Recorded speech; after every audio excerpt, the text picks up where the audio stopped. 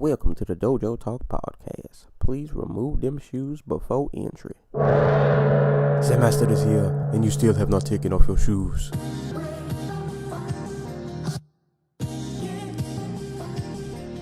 Yeah.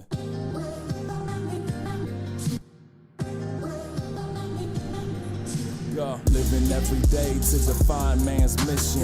Looking to the sky for divine transmission. Deaf man's vision makes the blind man listen.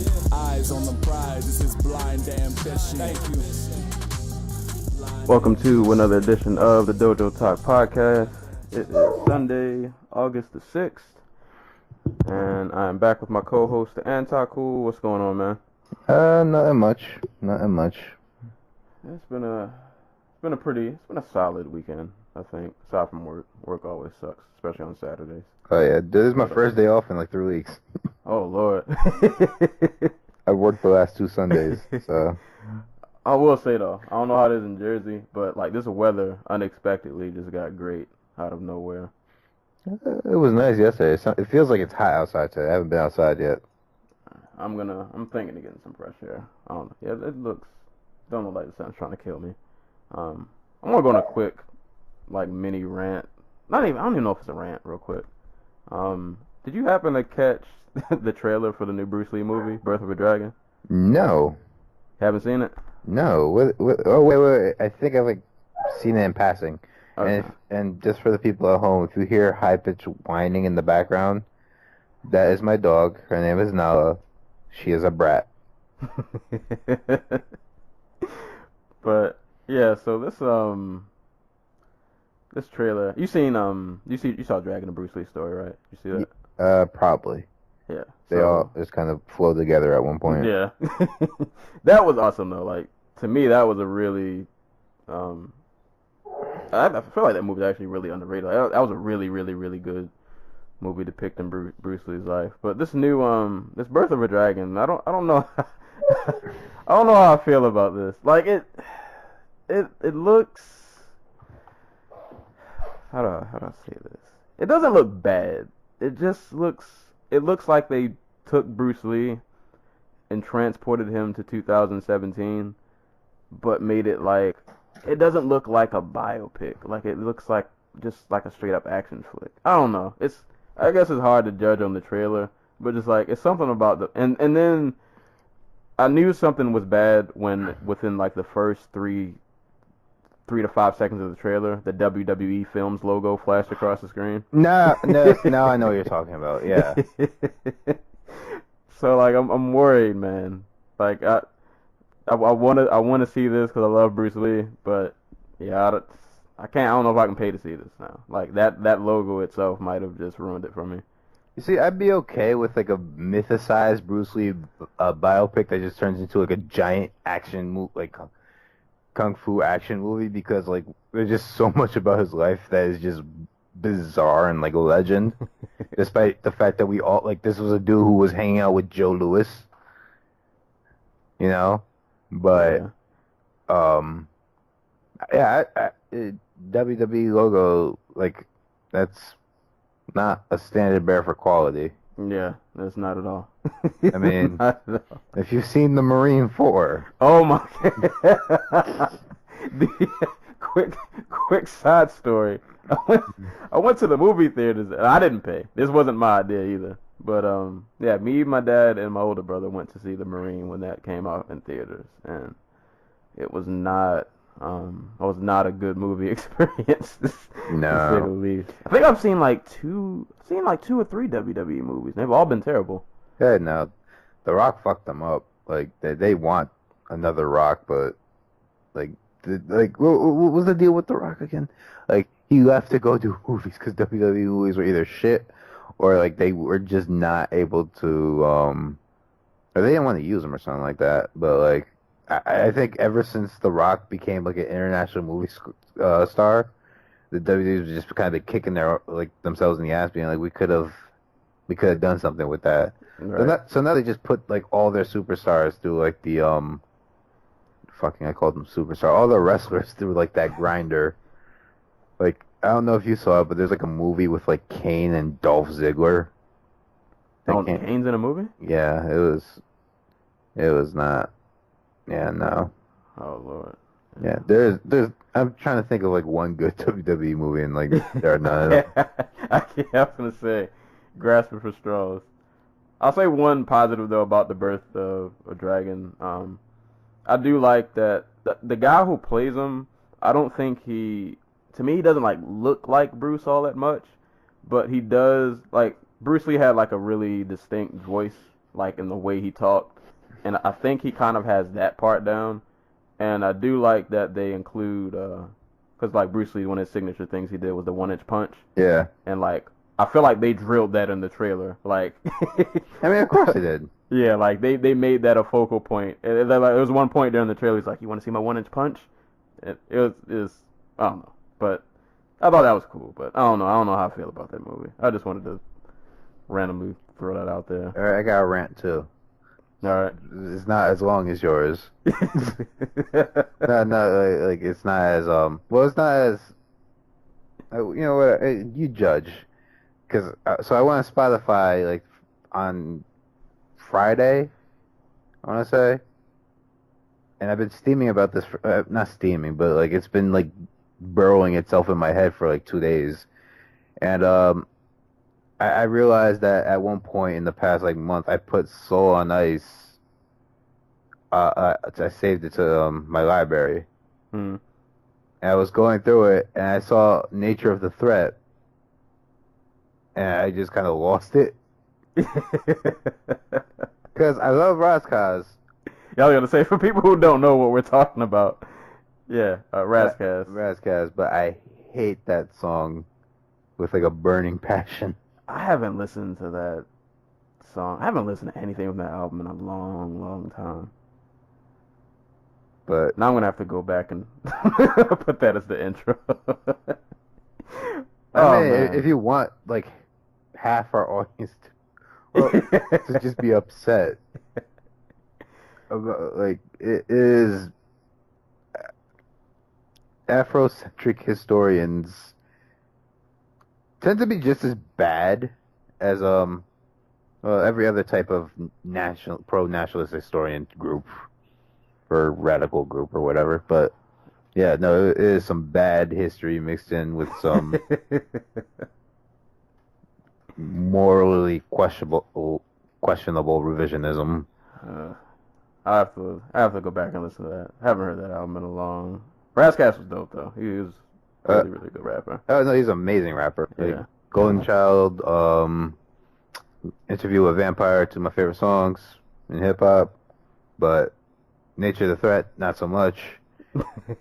According to Razzcast, according to this song, and I'm assuming like the Nation of Islam historiography or whatever, racism exists because like 50,000 years ago, black people kicked white people out of Africa because they thought they were mutants. and that's why we have racism. Now I have to go back and listen to this. Oh man. So that's the basis of what what I was working with. I'm gonna play that as soon as the podcast is over. I gotta go back. I'm probably gonna record 2 album reviews after this is done too. So I'm just gonna throw that in there. Oh man. All right. Well, we got 2 gems. Y'all go check out the Birth of a Dragon trailer. Let us know what you think, and go listen to Razzcast, Nature of the Threat, and probably get offended. But hey, man, it is what it is. Yeah. It's more the historian in me that's offended. But I gotta go. Yeah, I gotta go check that out. I'm gonna save that till later. But oh man, I feel like that should just be a whole episode onto itself. Like, but I digress. Last night, UFC Mexico City went down. I'm liking these cards that are not so big on like star power, but just tend to deliver on the violence and entertainment factor. And I feel like this card definitely fits under that umbrella. I mean, minus the Alvey Rashad Evans fight, which, to be honest, it wasn't a whole lot to talk about. Like, minus that fight, I feel like the rest of this card was really, really solid. Um, I guess we'll just take it from the top. Sergio Pettis and Brandon Moreno met in the main event. Moreno just has been seamlessly steamrolling up to this point somehow, pulling off comebacks and just doing whatever, getting wins and just ways that I just wouldn't picture him winning. He's finding ways to win fights. Sergio Pettis, who I feel like is slowly over these past few fights, specifically like last like 2 or 3, has been steadily improving. I don't know if this was a title, like I don't know. I don't know if Pettis gets a title shot off of this fight. I mean, like after like Ray Borg is getting a title fight for his fight with Jussier Formiga, and that was that was no better a performance than this one. Yeah, really. Like, not to take anything away from Ray Borg, but like I think they really wanted that Cejudo rematch.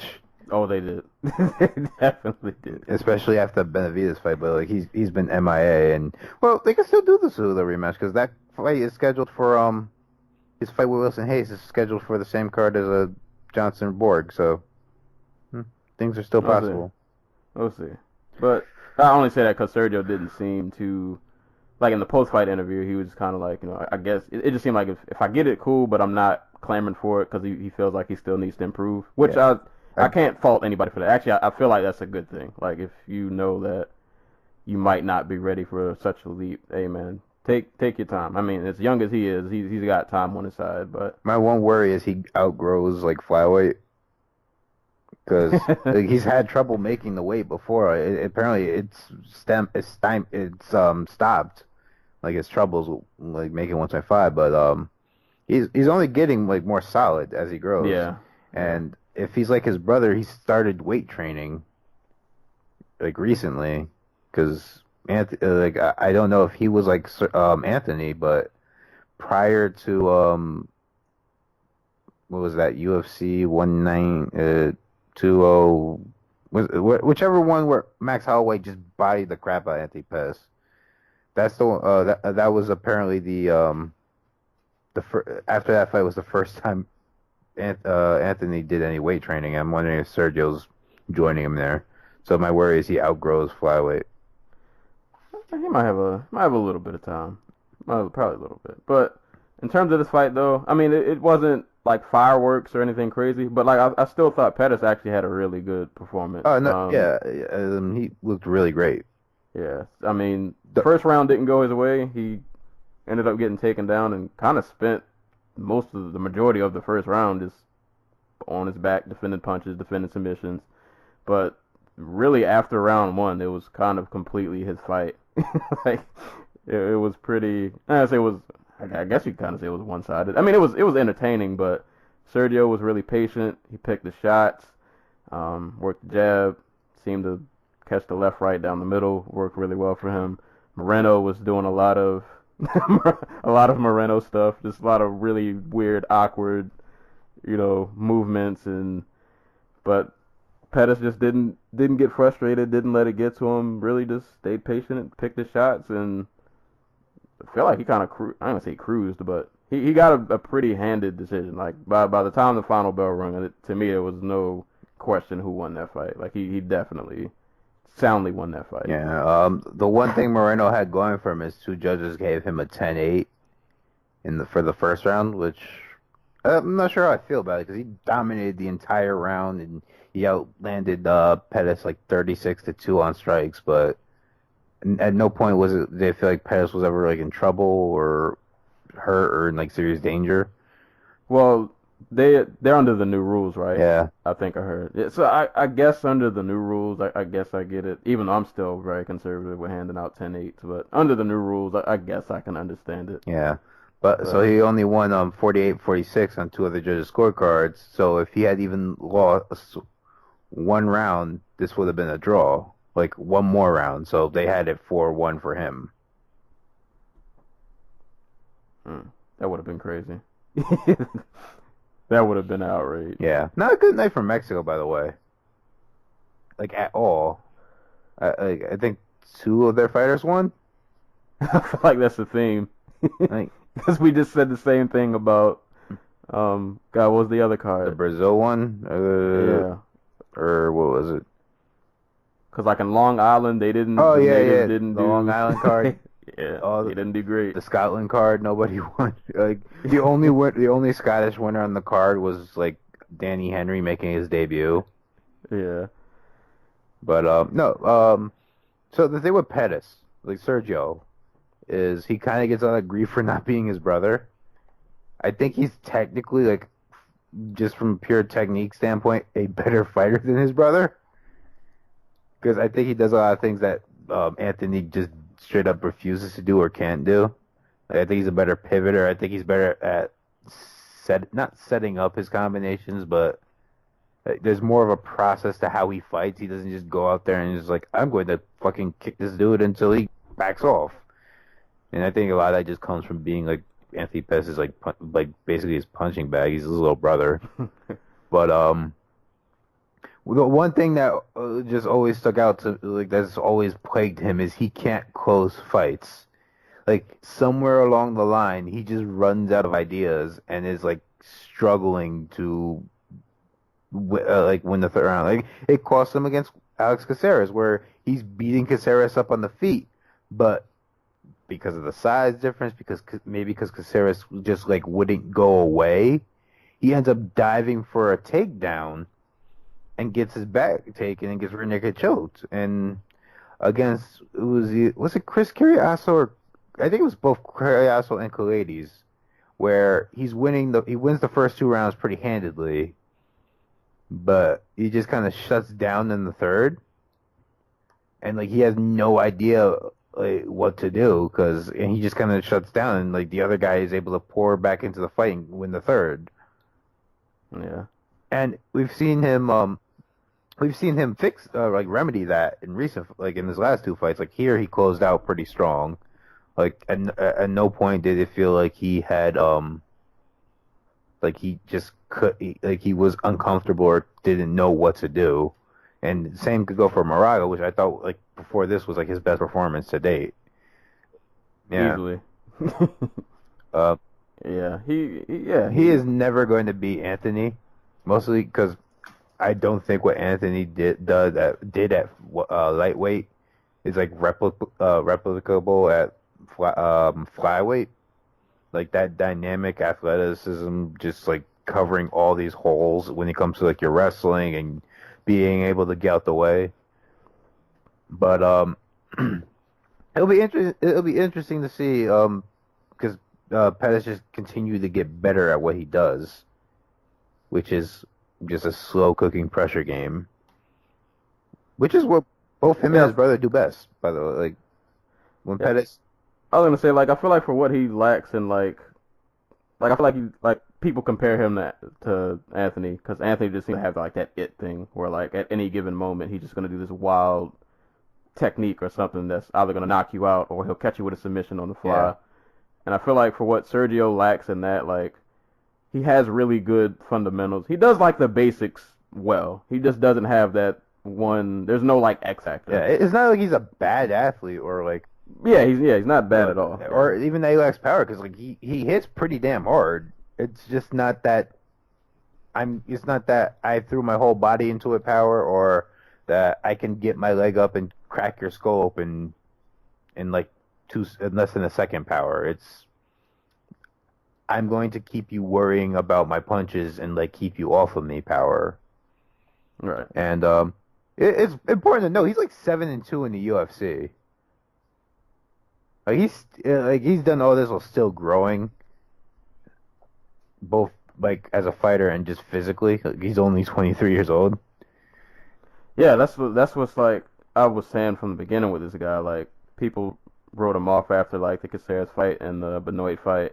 It's like I feel like we just forget how young he is, and like he's only going to get better. And I feel like he had a lot of poise in this fight. I feel like a lot of people would have gotten frustrated against Moreno just because all the weird, just weird movements and things that he was doing. And like Sergio never it's like his head never got out of the game. Like even after losing the first round, it was like, okay, I lost the grappling change, and then after that, he completely took. That was probably the most like significant thing about this fight for me. Like him coming back from losing a round, like he doesn't know at the time, but it was a 10-8 round on 2 cards. Like, and coming back and just fighting his fight, like not letting it rattle him.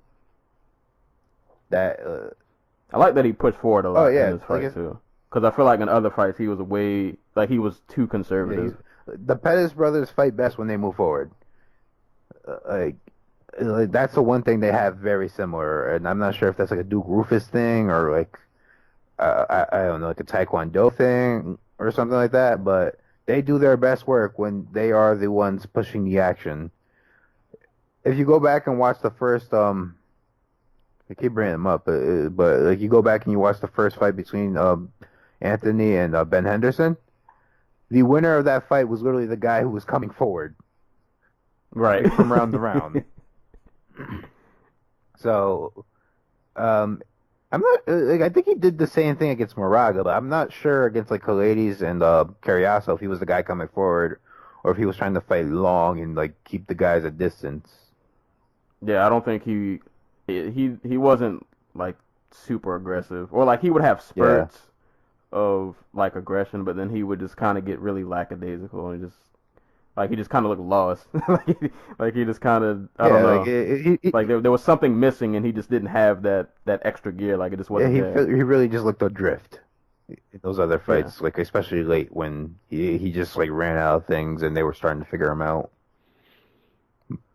But Brandon Moreno, I had picked him going into this fight to win solely based on the fact that, well, not solely, but partially based on the fact that Pettis kind of just runs out of steam mentally late in fights.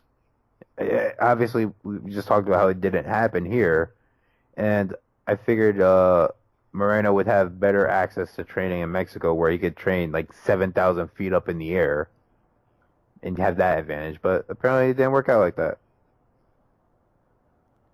Yeah, I mean, he had a good first round, and then it's not like he didn't have moments. Yeah, it wasn't like a bad fight for him. It's just his style is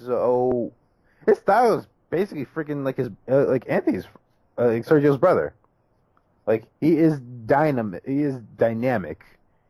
And his whole offense relies on being dynamic, and right. So when he misses, it looks crazy.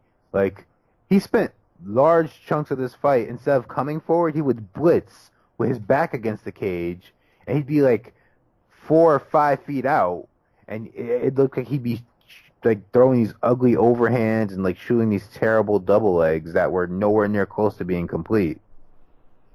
And that's what happens when you don't really have a sound way of going about offense. Yeah. And by like the fourth round, it was kind of like, you kind of got the sense that it's like if you don't pull off something spectacular, you're probably just gonna get jabbed to death, and it's not gonna go well. But I mean, it wasn't a bad performance for him. This is a growing fight for him.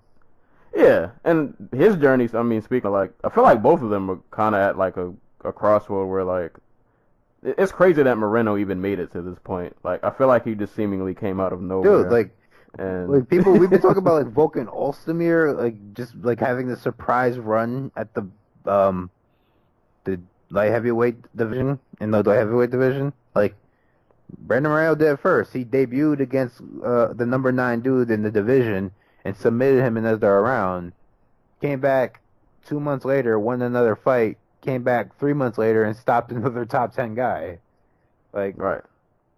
And beat another gentleman on this card who we'll get to later, who had a really good performance. Yeah. So, like, but Moreno, hopefully, I don't know, like, what his training deal is. I know he worked with what's his name, Henry Cejudo's gym.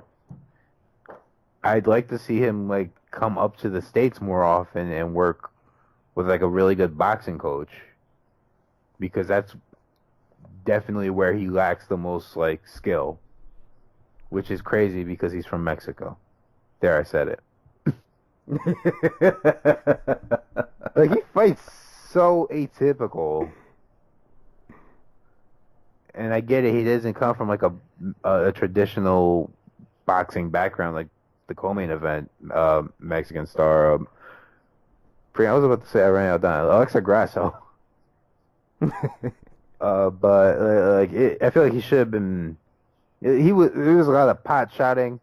There was a lot of like ugly. I'm not even looking at you when I throw this overhand type punches. Like, there are things where he's used to being the superior athlete, and that carries him through more than being like technically sound and using his athleticism to enhance a natural game plan. I was gonna say, yeah, he seems like the kind of fighter that like he has all of the talent, but like there's no Direction.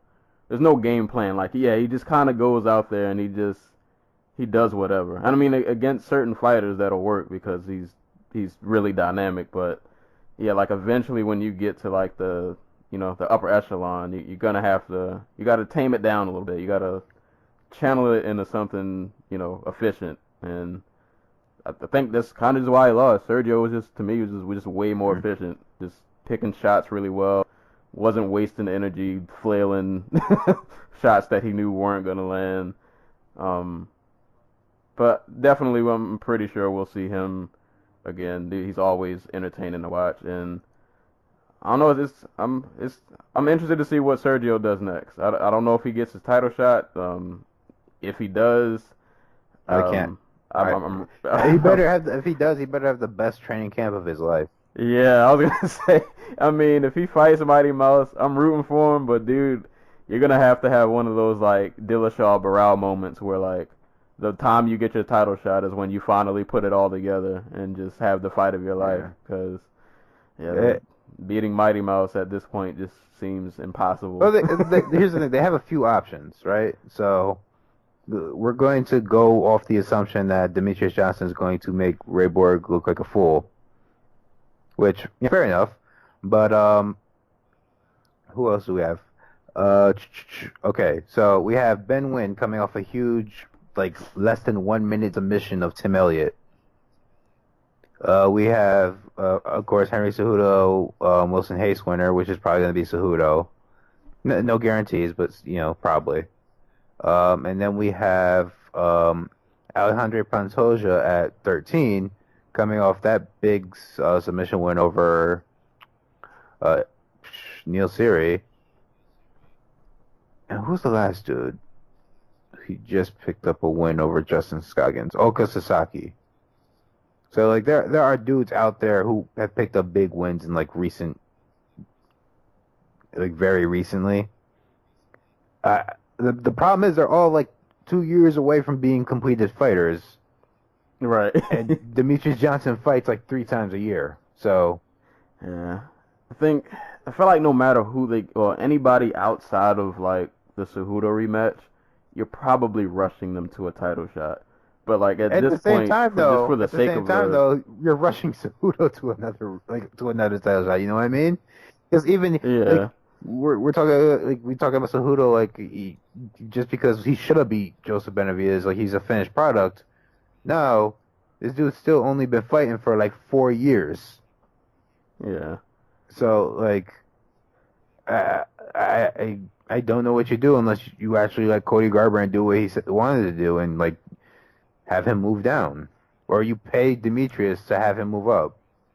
Yeah, I'm operating under the assumption that there's no way DJ's gonna go up because I don't think they'll pay him. They won't meet his demands. So I say just make Ben win and Sergio and make that a title contender fight, just for the sake of a new fresh face, a fight that's not a rematch. Albeit Mighty Mouse probably beats both of them handedly, but like just for the sake of like I would love to see Ben win and Mighty Mouse. I think that would be fun. I think Mighty Mouse would probably win. Yeah. But yeah, for the sake of it just having a fresh face, I say do Ben win and Sergio. Call it a day. Whoever wins that, give them a title shot. Man. Just really quick, kind of worried. Like the sports sound off brought it up last night, and I'm kind of worried about it. Like we're hearing all these rumors about the UFC is trying to sell all their entire flyweight division, and I think Brandon Moreno is one of those dudes that we're kind of just like banking on to be a bankable fighter / star for them, and we're talking about like he had like a good performance, but like it's not a performance where it wasn't like this gutsy performance where he went out and just like battled for 5 rounds. Like Yeah. he had a solid performance in a loss where he lost pretty decisively. Yeah. Yeah, it's not like he went out there and had a war. So I think that kind of hurts his not his like marketability, but like fan perception of him as a guy they want to see next time out. So Hurts fan perception, and it probably doesn't make the UFC feel bad if they scratch the yeah, division. because I think Moreno Yeah. was the one guy they were all like. There's a reason this fight was the main event in Mexico City. You know, like Yeah. Ugh. so. I I hope so too. Like, don't get me wrong, I'd love to see Demetrius Johnson in Ryzen, but Right. but yeah, no, like flyweight is consistently one of my favorite divisions. It consistently just like has these like weird, great moments. Like we're going to discuss when Dustin Ortiz comes up. I guess some of the like Ray Borg is one of my favorite grapplers to watch in MMA. Justin Scoggins, though he's kind of plays himself, he's one of the most Man, if that guy could just Get like it- put it all together, man. Yeah, that guy should be a title contender, but he's one of those dudes who just tries to prove he's too well rounded. He's like Neil Magny, like when he was on that big run of like 9 in a row. Like he's just trying to prove he's so dynamic and he can do all these things, but he just doesn't want to sit down and do the things that will win him the fight. Yeah. So hopefully, flyweight's here to stay. Hopefully, UFC 215 does like at least 250,000 buys. I'm not banking on it. I'll buy it because I buy every Demetrius Johnson pay-per-view. Hopefully, other people do too. We'll see. Hashtag save flyweight. I don't want to see a mass unemployment of fighters. That would not be, especially like people as talented as this. Like that's I'm just not- gonna it's not good point stuff. this out again. Dana White basically confessed that the UFC has been thinking of dropping flyweight since the DJ Benavidez 2 fight, when they realized Joseph Benavidez would never be flyweight champion. So Yeah. that is the whole crux of their beef. Get punished for greatness. Oh man, we'll see though. Hopefully they stick around. But great win for Sergio. Hope to see Moreno back. Guess on to our co-main event, which was a nice violent scrap. Alexa Grasso took on Randa Marcos. Got the win by split decision. Did you agree with the Yeah. decision? Agree. Did Okay. you think Marcos won? When I first watched it, I thought they were going to give it to Marcos. I was actually like sure they were going to give it to Marcos. But I wasn't mad at either way. But when I rewatched it, I could see it was one of those where no matter who's won, I could see your point. So I'm not going to argue against Grasso winning. And my biased fan side of me was happy that Grasso won because I thought they were going to give it to Marcos. But nah, man, a really, really fun fight though. I think though Alexa worries me. I feel like she's too eager to take one to give one. That's just her. That's just her stance. Like this is kind of her. She doesn't really dip at the hips. So she's straight. She's like she has the Tom Almeida stance where she doesn't dip at the hips. She's like straight up and down with like with the hands up. But there's no when she does move her trunk to throw punches, her head stays on the center line because of that. Like she doesn't tuck her chin, so her chin's not real. Like her neck is just not really connected to her body, I guess. Right. In that sense where like she moves and like where she moves her body and her head moves with it. Yeah, because Marcos definitely she got off. Yeah. She had moments in this fight, man, where like she surprised me. She was getting off with the striking, and she had a few blitz moments that I don't say caught Grasso by surprise, but like she realized this is not going to be a run through. Like you're going to have to work. Yeah. You're going to have to work for this W. Trying to remember how I scored the rounds. I think I gave the first. I think I gave the first to Grasso. I had it 1 Grasso, 2 Marcos, 3 Grasso. Yeah. Because the second round,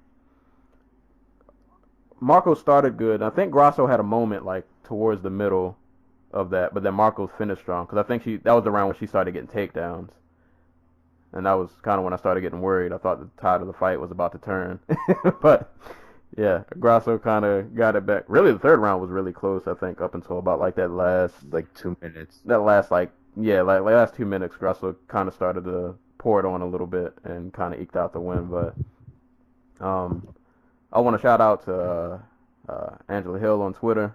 Because she wants the winner of this fight, and I'm all for it. That'd be dope. Yeah, that would be dope. I would definitely be a fan of if she would have fought either of them. But her and Grasso would be awesome. But I still think Grasso has a lot to work on. Yeah. So a lot to work on. Still a lot of improvements. And apparently, at least according to her, I think, because she missed weight by I think 2 pounds. They said she had like a urinary tract infection or something. Yeah, so she went on antibiotics instead of trying to cut the extra weight. So I hope that's true. Like I hope it's not a case where she just got lazy and decided. And from the way the fight turned out, it doesn't seem like she got lazy. So I'm gonna give her the benefit of the doubt. Yeah. Because one of the big things that caused her to lose a Herrig fight was that like she just gave up all the space. Let Herrig back her up a lot. Herrig didn't even back her up. Grasso automatically would go to the fence, like because she's I guess she just trained herself like I'm an outside fighter, so I'm gonna just back myself into the fence. Like this is boxing, and I can go back into the ropes, and like there's gonna be no repercussions. Like no, you can't do that. That's how you get taken down. That's how you get That's how you let your opponent like cut you off and everything like that. So, like here, she was the one coming forward, like for the vast majority of the fight. And that was, I was really worried heading into this for her because Marcos is kind of that person who will just fight like this dogged style of, I'm going to jab you mercilessly and come forward. And but Grasso was the one coming forward. She got low. I don't like the way she got low, by the way. Like that hunched over style of fighting. Yeah, it's really, for one, that posture just looks extremely uncomfortable. Her? So, it's funny because I've had the same complaint about Randa Marcos. Like, in her last fight against Esparza where she's like leaning over her like front foot. Yeah. And I'm like, one, I realize you're a strawweight and not a lot of women hit that hard there, but you're going to get yourself hurt. That's where all your weight is, like in your head, basically now, like on your front foot. 2, it's bad for your back. Like, Rory McDonald does the same thing from time to time, especially if he gets late into fights, and it's because he has a bad back. Like he can't, like one of the things is he can't really support himself from like in his back for some reason, probably because he's been doing this shit since he was like 16. Yeah, and all the wars he's been in. So, like, I understand it there, but, like, Grasso, if you want to get low, you do it at the knees and at the hips. You don't kind of just lean over. So, but it worked for her here. Like, she was able to, like, it made her more aggressive. I don't know if it made her more aggressive. She was more aggressive, period. But, like, another thing is it makes it harder to turn your head, like, to get it off center line. So, I don't know. Yeah, she's fun to watch though. Minus, there are definitely some flaws in her game. Yeah, she's but really fun. Like she's really If you fun to guys watch. haven't gone and seen her fight with Mizuki Inoue, it's probably one of the best strawweight fights there's ever been. So yeah, like she's awesome to watch. Especially, I like this aggresso. I hope we see more of it because in the past we kind of just seen her, like I said, fight on the outside, give up space, let her opponent like walk herself back into the cage, and that's not stuff you want to do. Yeah. Yeah, I like. Yeah, she definitely I like that she throws in like volume too. Like she's not like a one pot shot getaway. Like I don't know.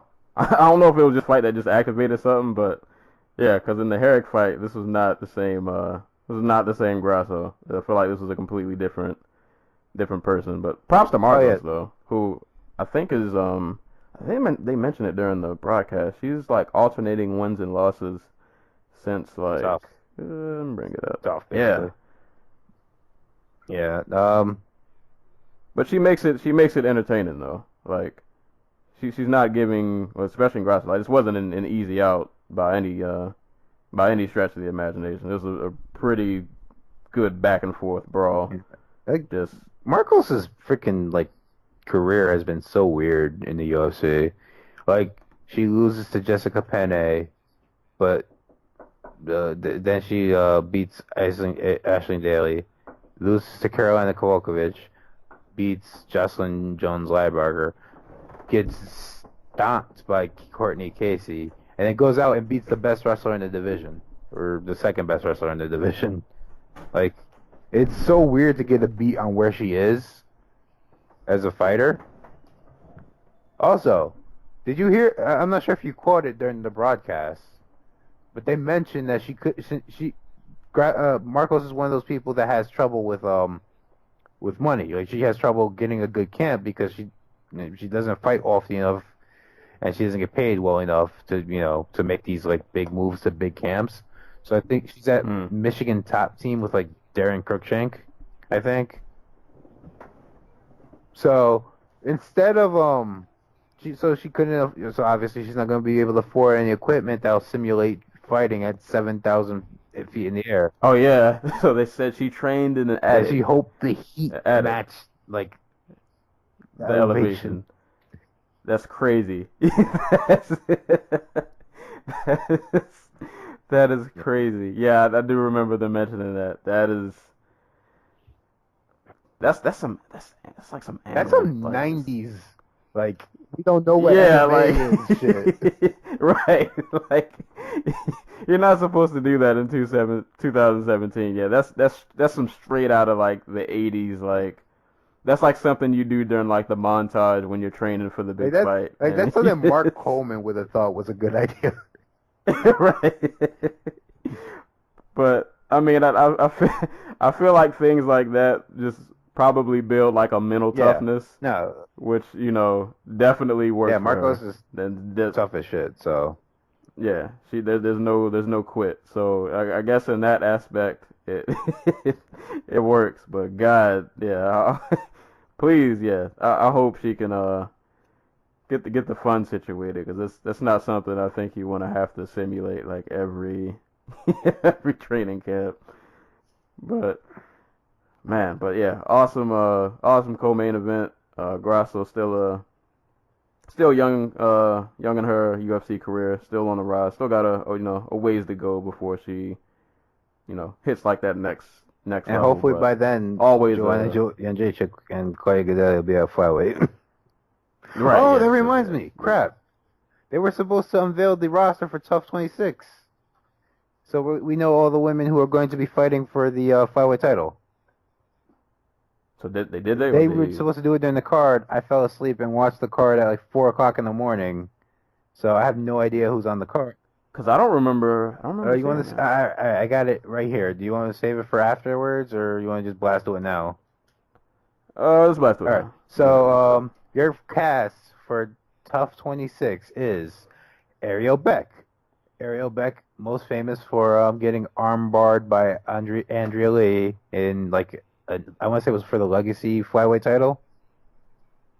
So Andrea Beck, 4-4. Diana Bennett, 8-3. Invicta veteran. Shayna Dobson, 2-1. Sijara Eubanks, God, what's her brother's name? He fought in the UFC. Mike Easton. That's Mike Easton's sister. Yeah. Really? Where's he been? I don't know. I don't care. Fuck them both. I have nothing personally against them, but they're both Floyd Irvin holdovers, so fuck them both. Okay. Melinda Fabian, 4-3-1. Karine Gavorgian, 3-2. Barb Honchak, former Invicta FC flyweight champion, who got stripped of her title, and apparently Invicta could not reach her to tell her that they were taking the title from her. Wow, I've not heard her name in a while. That should be terrible because she is not fun to watch. Christina Marks, 8-8. Roxanne Modafferi, 21-13. She's back on tough, ladies and gentlemen, which is awesome. I think she has a real chance of winning, which would be amazing. I'd love it so much. Let's see. Nico Montano, 3-2. Lauren Murphy, UFC and Invicta veteran, Invicta FC bantamweight champion. I haven't heard her in a while either. She's on Twitter cursing out women for all types of shit. She's mad because Caitlin Chikagan wouldn't freaking just stand and bang with her, and she was the boxer. We called her a cunt. Wonder Woman herself, Rachel Ostovich, 3-3. Jillian Robertson, 3-2. Maya Stevenson, 6-4. Montana Stewart, 7-4. And Emily Whitmire, 2-1. Oh my God, this roster is terrible. Like, no offense to any of the women on the show, but like, this is not a good roster. I'm pulling for Wonder Woman. I'll just throw that out there. Like, I'm pulling for Roxy. Why couldn't they just get Joanne Calderwood? Why couldn't they just put Joanne Calderwood on the show? Because you know she's going to move up to flyweight the second they give her the go-ahead. Yeah, I was gonna say. So is it just like a tournament, or is it like a main event? Like, it's tough. Like, it's the tournament. You know what they could have done? They could have found 8 women in the UFC, or 16 women in the UFC, and put 16 women in the house. So the women in the house have to fight each other. The women in the house and the women in the UFC have to fight each other at the very end, like the winner of both seasons. Like, so you could have 8 women tournament in the UFC, 8 women tournament tough. You could just, because there are 8 women in the UFC who are going to move to flyweight. Like, I imagine Koya Goodell is going to want to move to flyweight. Joanne Carter was going to want to move to flyweight. What's that girl's name who fights at Veronica Mercado, I think her name is going to want to move to flyweight. Like, there are women in the UFC who have been like Alexa Davis wants to go to flyweight. Like, there are women in the UFC who want to go to flyweight. Why couldn't we just have, like, instead of having the winner of Tough be the winner of instead of having the winner of Tough be the flyweight champion, why couldn't we have like a women in Tough fight for an opportunity? Yeah, I was gonna say, because whoever wins that flyweight belt is taken immediately by whoever she fights next. Yeah, they're gonna get dogged so bad. Like, where is KGB Lee? I know she couldn't make the tryout because she had a fight like the day before or something like that, and she was like in the hospital. Like, I don't think it was anything serious. I think she was getting like a checkup or something. But like, she couldn't make. She couldn't make the date. Like, there are women in the UFC who would have made flyweight. Like, oh my God, the girl who just fought Leslie Smith, Amanda Lemos. Yeah, she would have been bomb at flyweight. Like, it doesn't make any sense to me to do this too tough and not try to incorporate it into the UFC narrative, I guess. Yeah, because you're just setting. You're gonna get somebody to win tough and become like that new it person, and then just gonna get dogged the next time they fight. Yeah, it could have added a little something to all these like fight cards, like the one we had tonight, where like it just felt like nothing was going on. like except for the main event. Like, oh, Joanne Calderwood and I don't know, freaking not Amanda Nunes. I was gonna say, what's her name? I just said Alexis Davis. We're gonna have that fight tonight, and the winner's going to move on in our tournament to like the semifinals, where they'll face another semifinalist, and whoever wins this tournament gets a shot at the flyweight champion against the tough winner. Like, Right. it just makes all the sense in the world to me. I don't know. Maybe, maybe they know something we don't. Man. I don't know. Like, but yeah, you're probably setting your champ up. Like, I don't even like. Here's the thing. Like with tough, there's always like that one person they want to win or to make it to the finals. Like, during the last women's season, I think it was Amanda Bobby Cooper. During the initial season, I think it was pretty obvious they thought Rose was going to win the title. For the bantamweight season they did, I think they wanted Juliana Pena to win. Like, you can always tell by how it's edited and how, like, who's on the roster and, like, I mean, on the lineup, that they want a certain woman to win because, she looks really good or something. Right. Or, like, she has a good record or something like that. Like, I look at this roster and, like, it doesn't matter, like, how good, like, some of these women look like. I doubt the UFC wants their champion to be 4-4. You know what I mean? So that's not. So really, it's a fight. Like this whole tournament is going to be between Barb Ponchak, Roxanne Modafferi, Lauren Murphy, and Deanna Bennett. Like those are the only. I don't want to say good, but not even elite, but like established. Right, established fighters that have been around for and have fought good on competition. big stages and have fought good competition. Yes. We'll see. Like flyweight is a good division, even without the UFC. Right. Like there's no reason they couldn't find all these other women. Like they already took like 3 or 4 different freaking 5 now. I'm looking like the more I look at it, the more like they took 5 Invicta women. Like, why couldn't they just take, like, another 2 to, like, have a better lineup of fighters? I feel like they just want to make a show out of it. Like, they're just... It feels... I don't even like what that... No, I'm not a big Tough fan in general. I don't like the product, but I do like the fighters that they get off of Tough, because more often than not, they tend to be, like, prospects like Kelvin Gastelum, who probably wouldn't have made it to the UFC. Like he was talking about quitting before Tough 17 came around.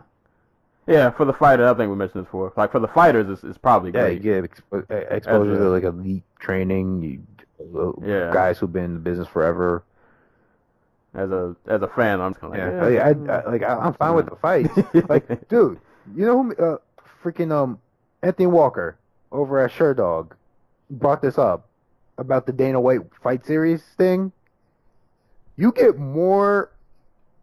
You get more and better quality camera time being on the Dana White fight series than you do being on the Fight Pass prelims or on the FS1 prelims or Tough.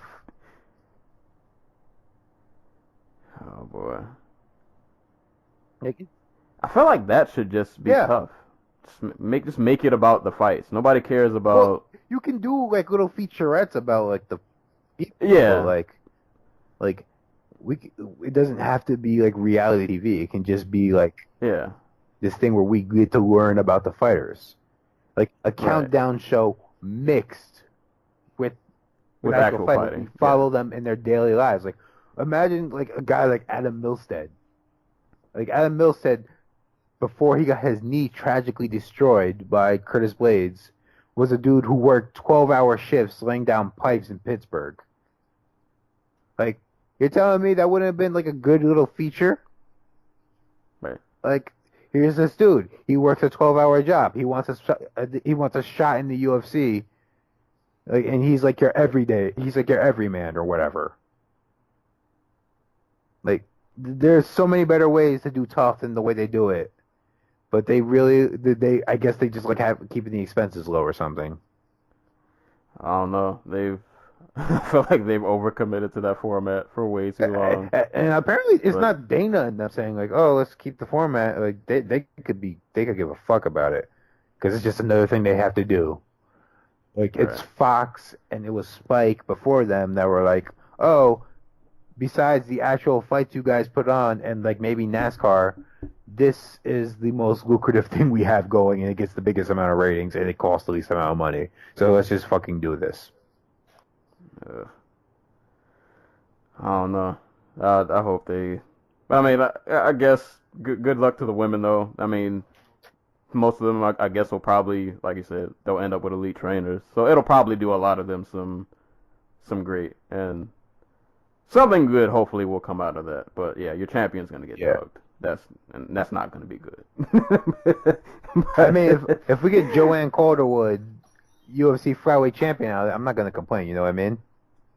Yeah, I won't. Yeah, it'll be a good feel good story. It's just it won't be feel good when they have to fight Gadelia and they get mauled mercilessly. I'm But for one. I'm looking forward to Valentina Shevchenko, Joanna Jędrzejczyk to 4 for the flyweight championship. Like that's gonna be so good to see. hey, I'm all for it. Yeah, they could have definitely done 125 way better, but we'll see what what happens with that whole debacle. Um, on to these. Actually, you know what? These next couple fights. I feel like these next 2 fights combined were only like 2 minutes long. Probably. Nico Price and Alan Joban, or Joban. Poor Joban. I don't remember how this entire fight went. I just remember the finishing sequence, which was Joban throwing a low kick. I think it was a left low kick, and Nico blasting him with a right hand that just like took Joban's soul, man. I felt bad for him. Like he got blasted with a perfect right straight down the middle, and just kind of fell back. Had no idea what was going on. 8 ground and pound that probably didn't even need to happen. And like at first, people complained it was a quick stoppage, but you could tell when Joban got up, he was out of it. Dude, Like, Todd Grisham immediately was like saying, "Oh, early stoppage," and then like stoppage, and then he was like, maybe not. Like, yeah, man. Joban got. I mean, props to Nico, man. He was aggressive like the entire fight. He was taking it to him, man. He was out there to go for the kill. And let me look up Nico's record because I think he's undefeated. So. yeah, it's kind of amazing to me that it took Alan Joban like this long to get knocked out doing that kick because he never sets it up. Like he was doing it repeatedly against Mike Perry. I'm like, Mike Perry's gonna catch him and fucking knock him out eventually.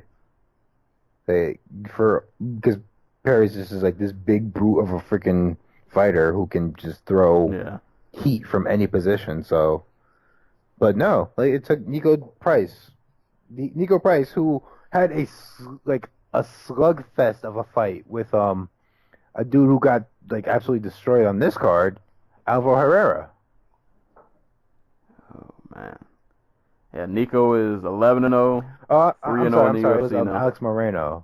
Moreno, yeah. He's got wins over Thatch, Moreno, and all finishes. I think that fight got overturned because he smoked weed once or something.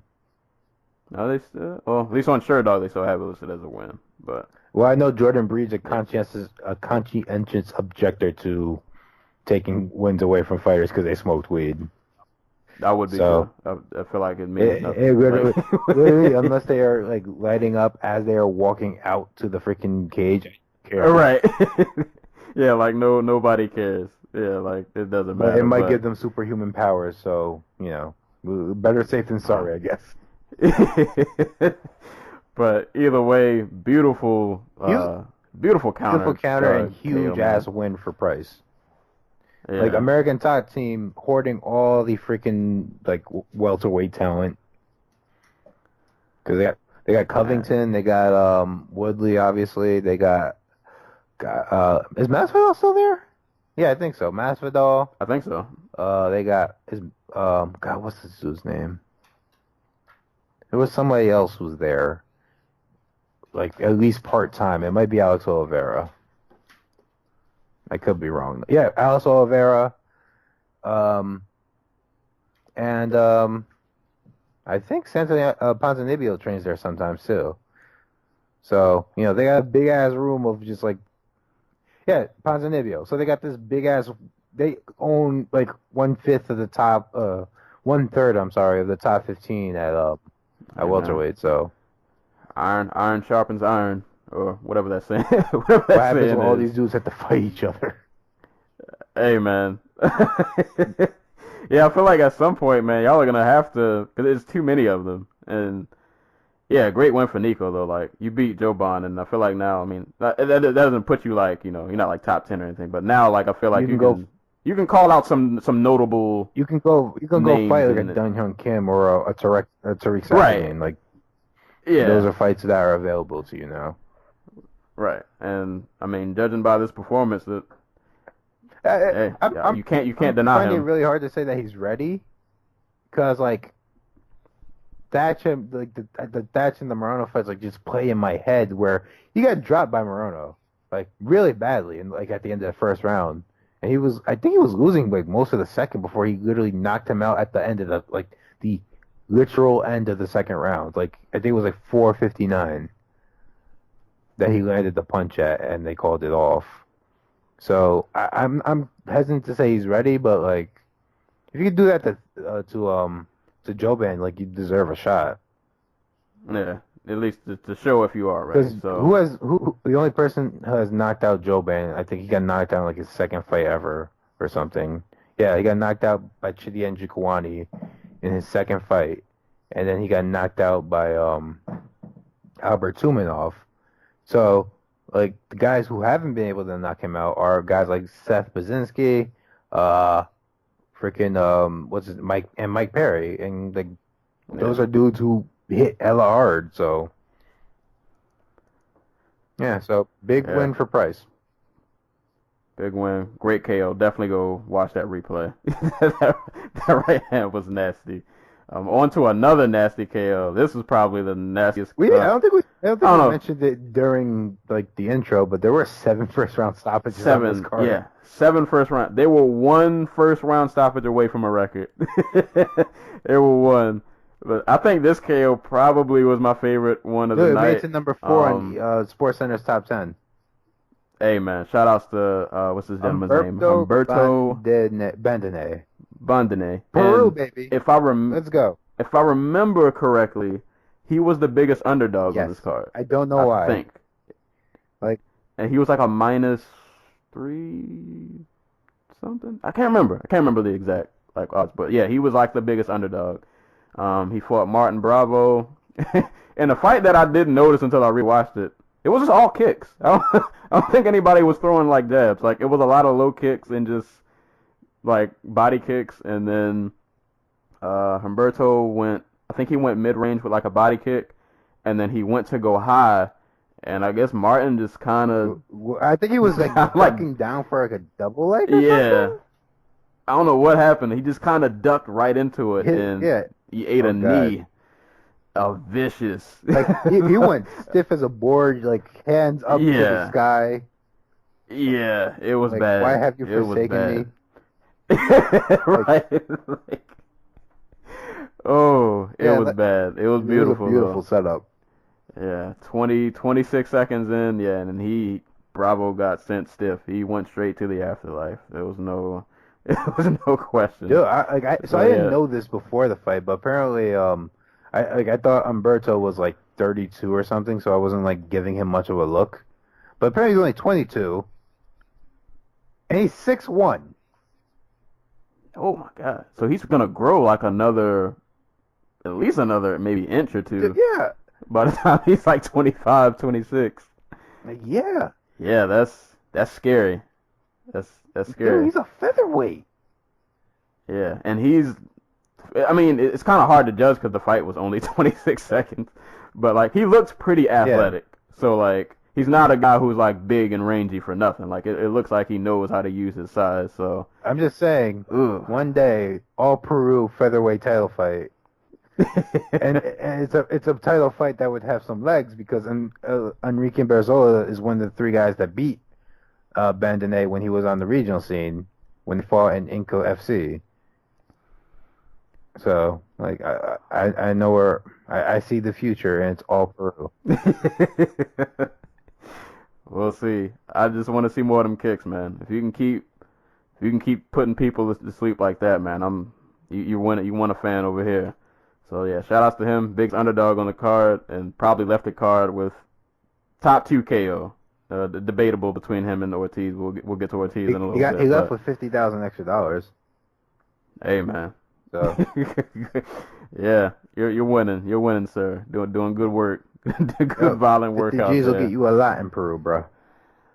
Uh, this next fight, I honestly don't even want to spend too much time on this fight. You see, I wanted to have a whole discussion about this fight, like a whole separate hour, like 2-hour podcast dissecting the fall of Rashad Evans. Oh Lord! All right. Sam Alvey took on Rashad Evans. I think this is Rashad's second go at 185. Yes. I don't really even really know what to say about this fight. It's just kind of a lot of. I'll start. Yeah, you can take this away because I honestly can't honestly contribute. thought Sam Alvey was going to knock Rashad Evans out heading into this fight. That's all I got. Like, props to Evans. He managed not to get knocked out. That's like 95% of the discussion, because Evans does not close distance well. I think I said it before. I thought forever, his boxing was really overrated. Like, his strengths always came from for me anyway, was throwing something like fast and then transitioning into a takedown. And I think that's always where where his bread and butter was.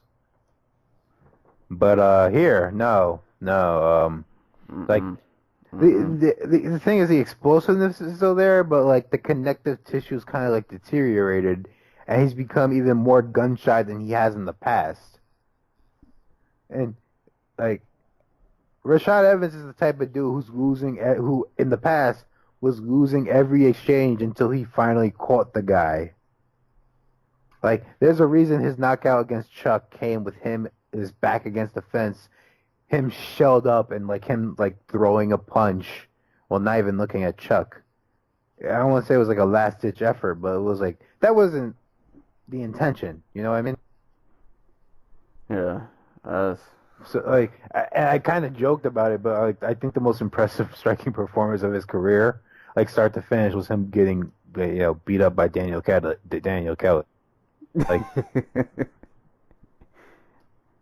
Yeah, he looked good. He looked better there. He didn't look bad at.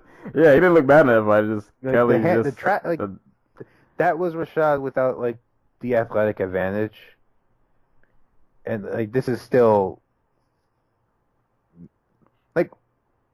Rashad is shot in the sense that he's not punch drunk, he's not chinny, he's not physically deteriorating. But he's just mentally and... Yeah, I was gonna say, that's what Stan kept bringing up the broadcast. Yeah, it just seems like a mental thing. Because you look at him physically, he still looks in shape. He's still pretty fast. He's still athletic, but that extra oomph isn't there anymore. Yeah, when it comes to his athleticism, and mentally, he can't make up for it. I'll give a shout out to Alvy's wife though, who was very loud with him in the corner. She's great. She gives out really solid advice. Yeah. I think it was between the second and third round. She was really going at Alvy to you really need to push it, dude. So yeah, shout outs to her, man. I love good corner people who give great advice. Former American top model contestant, I think. But turned MMA coach, so that's weird. That's the thing. I think she got into MMA when she met Alvy, and she became his coach after just learning about the sport through Alvy. So she is a smart woman. Yeah, and it worked. Dang it, I can't even really say what he did. This fight was so just not memorable. He landed a lot of left hands, and he came forward a little bit more than he's used to in the fights. So yeah, that was pretty much it. I don't have much else to contribute to that fight. Yeah, Rashad should have dropped down literally immediately after he lost to Jones. Like, the very next day, 5 years ago, he should have came out and said, you know what? Light heavyweight, not working for me. I can't beat Jones. I'm going to go down to 185 and go fight Anderson Silva. Well, I don't know. We'll see what happens. I remember literally, like, I think it was like 2015. It was definitely 2015. Right, like before the Bader fight, people were complaining about Evans and saying like he should go to 185 because I think he'll beat Chris Weidman. No, he wouldn't have.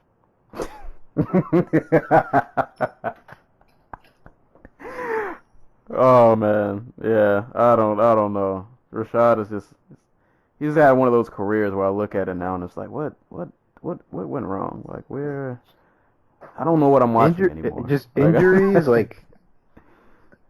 Injuries, what's the next thing? Like, I think mentally, like, I'm not 100% sure of this. I think just losing to Jones just, like, took it out of him, to be honest with you. But I like to be optimistic. I don't want to make it sound like I'm fighter bashing. Because, like I said, I think the physical aspect is still there. Just, like, I don't know. He went to go train with Frankie Edgar, and he slept in, like, Mark Henry's basement or something. Yeah, they said I think it was like his Frankie's father-in-law. Somebody related to Frankie slept in their basement because he was like he felt like he was getting too, I guess, like complacent with what he was doing, so he wanted to feel uncomfortable again. Which smart. I mean, in theory, makes sense. He went to go train with Frankie, like the legitimate blueprint to what Evans should be, which is like a guy who can turn his boxing into wrestling seamlessly and keep up a pace. And it still didn't work. Like, maybe it's still too early to figure out, but, like, Rashad is 37 years old. He's not going to become this guy who's able to throw 500 punches around on the heavy bag anymore. Like, that's just not going to be him. And if he can't like take guys down, there's just not much left for him. And it sucks to say that because like I like Evans, like he seems like an alright guy, but like this is just the way that things go sometimes. Yeah, how the cookie crumbles. And it sucks. it does, but like I know he wants to fight until like. I think he said he wanted to fight until like fighting was done with him or something like that. Yeah, I feel like I just want to see one more good scrap for him, like win or lose. I just want to see one more. Just give me one more great fight, and I'll be happy with how your career ends. But I don't know. We'll see. He's in a weird spot, but I guess solid win for Alvey. And shout out to his wife once again. That's the type of corner person every fighter needs. Yeah, just somebody who can tell it to you straight. Yeah, definitely need that. So props to Alvey. Not a great fight, but it is what it is. I won't frown too much because other than that fight, the rest of the card it's a fight between Sam Alvey and Rashad Evans, and where neither one of them can knock the other out. So it's what you expect. Yeah, it is what it is. This next fight, though, which was the last fight on the main card, Alejandro Perez and Andre Sukumtat, if I'm saying that correct. This was a really fun fight. I've never seen somebody land so many jabs that just repeatedly drop somebody over and over. Sukumtat, I don't know what is in that left-hand glove, but he just fired that left and he dropped Perez. It was twice in the first. Once in the beginning of the second. Yeah. But this is an awesome fight though. Really entertaining back and forth scrap. Yeah, I wasn't mad with the decision. I saw some people on Twitter complaining that they thought Sukumtat won. I think though you could argue, especially I guess under these new rules, that the first round could have been scored at 10-8. But I guess that's neither here nor there. I'm not. I'm not. I'm all for giving more 10-8s. I'm all for like if you're beating the shit out of a guy and like he's like that should count more than a round where like a guy just lays on top of you and doesn't really do anything. But like those are flash knockdowns, man. Like you can. Yeah, and he wasn't like about like to be it's finished. not like he knocked him down and got on top of him and hammered him like 4 or 5 times and then he got back up or do some miracle display of heart. It's he got knocked down a jab and he stood up and was like crap. Just like twice. 3 times actually. Like it's not it was nothing it was really great timing on Sukantov's part. Like each jab came as Perez was either coming forward or he was like stepping to the side and trying to like weasel his way out of like the corner. So I want to say like this is the one that came at the beginning of the second. He literally squares up to like circle out, and as he's putting his foot down to like get his base to start circling out, Sukantov hits him with a jab that just drops him because he has no base. And then he flashes the 3 sign in front of his face. I thought it was that was awesome. great. Like I love that. Yeah, his showmanship, his showmanship's pretty good.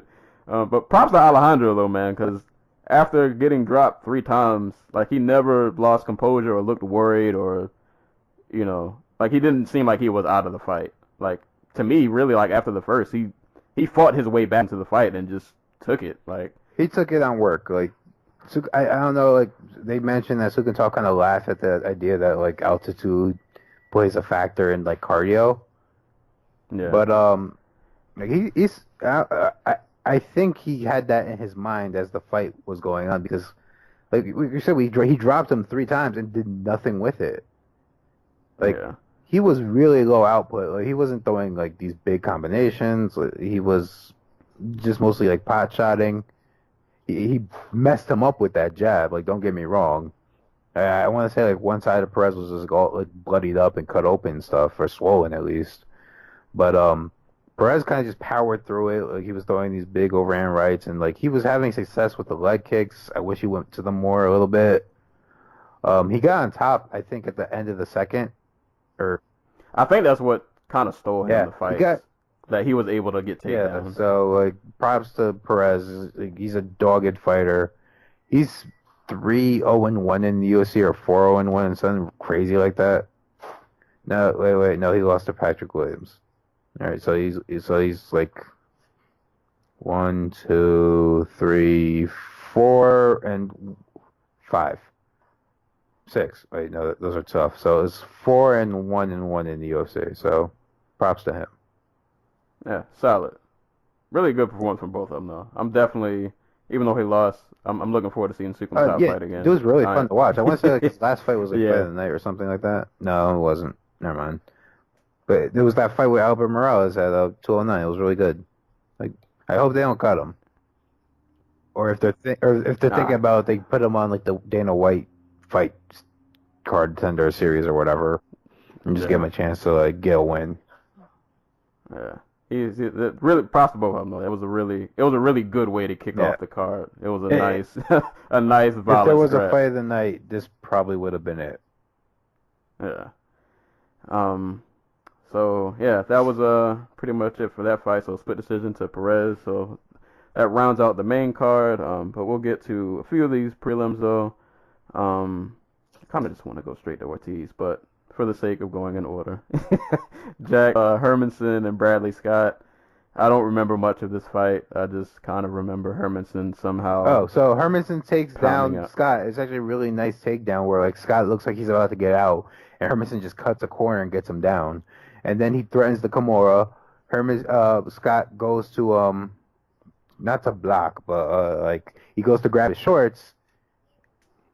I guess he just kind of gets blindsided by it, but Hermansson steps over, wraps his leg around, gets full mount, and just proceeds to violently pound the crap out of his face. Yeah. Like it was like I guess Hermansson had him down at one point, so he bridges up with his elbow against his face and just starts dribbling his head off the mat like a basketball. Oh. So like violent win for Hermansson. He's really fun to watch when he gets on top and just starts beating on people. I feel like he fought not too long ago. I want to say He knocked out Alex Nicholson. So he's like my hero. So he knocked out the guy with the beard, right? the dude who beat his wife. Okay. He's Mike Perry's boy. They trained at the UFC gym under his father together. Oh man. But yeah, I was gonna say because I knew Hermanson looked familiar. But yeah, that was a really violent finish. So what's his record? 16-3. Oh, in the UFC he's like 3-1. He got submitted by Cesar Ferreira.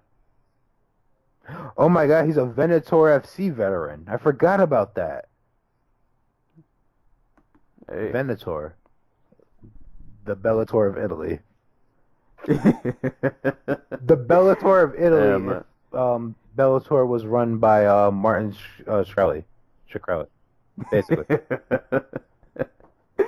But shout outs to him. That was a pretty violent finish. And speaking of violent finishes, and speaking of history being made, Dustin Ortiz now has the fastest stoppage in flyweight history with 15 seconds KO over Hector Sandoval.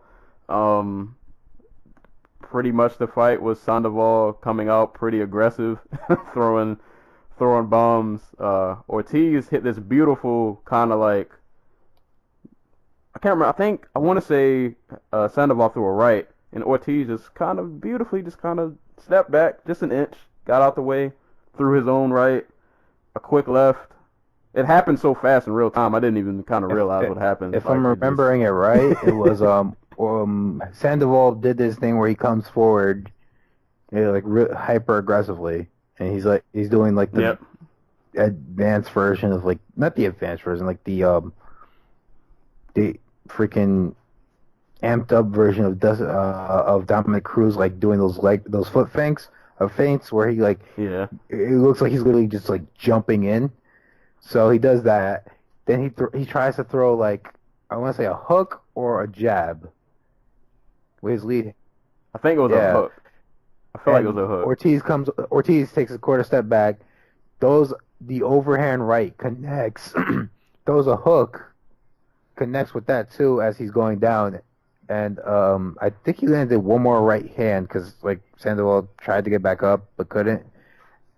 And then he just gets pounded out from there for like a quick second before the ref steps in and is like, no, you're done. And this all happens in the span of like 15 seconds. And then he etches himself in the history book. Dustin Ortiz is not the dude I think of when I think fastest stoppage in UFC flyweight history. But man, congratulations! Like that's 50 G's in his pocket. Yeah, it was wild because my first thought after he won was like, man, that was amazing, and I thought like Moreno beat this guy. Yeah. But yeah, man, that was an awesome KO, and yeah, props to etching yourself in a history book. Dustin Ortiz is just that dude who will stomp you mercilessly if you're not at his level. Like he did to Willie Gates too. Like there's a dude who beat Justin Scoggins and Ray Borg. Like he is not a bad fighter. Not at all. Yeah. So yeah, man, awesome performance. Yeah, that's 50 G's, definitely well earned. Quickly earned, by the way. Right, right. Really quick payday. You trained for months for a fight and you ended in 15 seconds. It doesn't get much better than that. I guess kind of breeze through the rest of these fights real quick. Hani Yahya, I should say, and Enrique Briones. Yahya just relentlessly went for a Kimura that he just eventually got. Like the UFC hates Briones so much. Like I think it's because he no-sold Cody Garbrandt's power when they fought. Because he fought Cody Garbrandt, then he fought Douglas Andrade, and now he's fighting Rani Yahya. Like what the fuck? Like how you gonna have him fight Rani Yahya in Mexico and expect him to win? Like, that's dick. Dick move, Mick Maynard. And props to Yahya, who like after he got the Kimura in his post fight was like, hey, after that you can follow me on Instagram. I'll show you guys how I did the submission. So shout out to him promoting his social media game. UFC ain't gonna do it for you. Right. Not at all. If I was in the UFC and I had any type of like business outside the UFC, and I won a fight, and they were gonna interview me, and be like, "Yeah, you can catch me on Twitch, YouTube, Facebook." Hey man, you got Quinta and them shouting out the real, Oh, dude, the real yeah. estate. Dude, are you kidding me? Yeah, you gotta do what I'd you have gotta like do. my corner man have like a little sign, like one of my signs, like if I was a realtor, like those sold signs they have out in front of the house, where they have Right. for some crazy ass reason they have your picture on them. I never understood that. Like, just because your picture's on the sign doesn't mean I'm more likely to buy a house from you.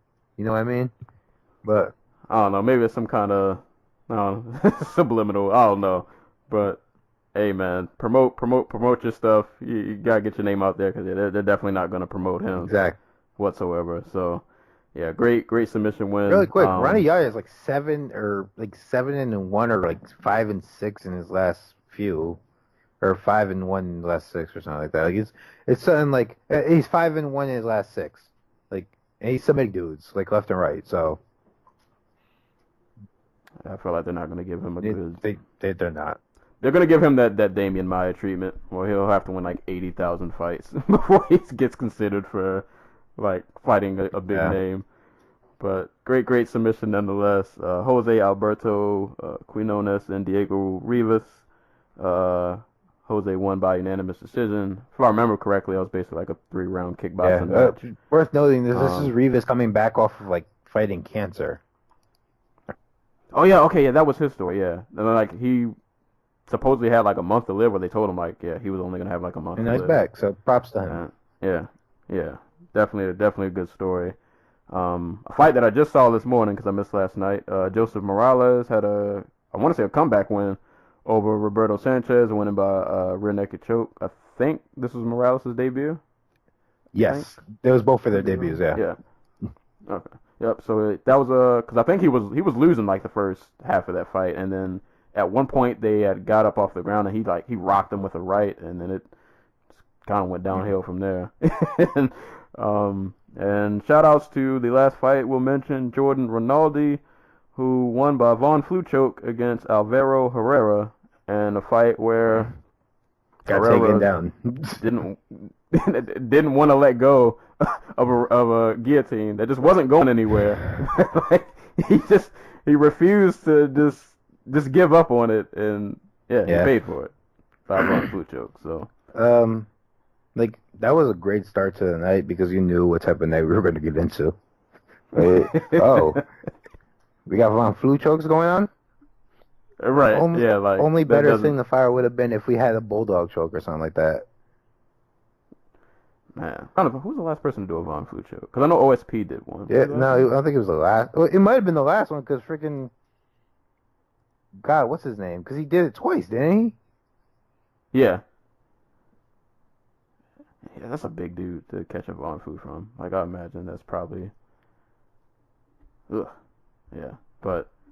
Awesome card, though. Like, it was fun for a card that had, like, only 2 fights that had any type of weight to them. Right.